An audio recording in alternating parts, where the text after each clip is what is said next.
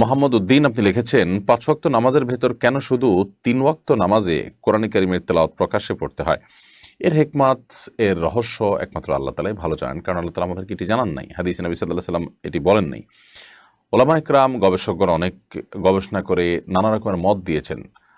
আশরাফ আলী থানভী রহমাতুল্লাহ আলাইহি সম্পর্কে শুধু এটি নয়, বিভিন্ন ইবাদতের সির, রহস্য, এগুলো সম্পর্কে তার পূর্ণাঙ্গ বই রয়েছে।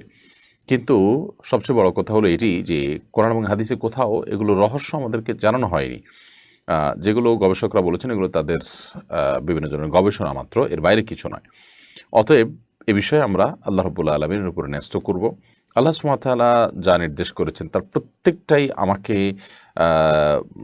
আমার বিবেক বুদ্ধি দিয়ে যাচাই করে নিতে হবে। তাহলে সেক্ষেত্রে আল্লাহর প্রতি বিশ্বাস আর আস্থার আর জায়গাটা থাকলো কোথায়?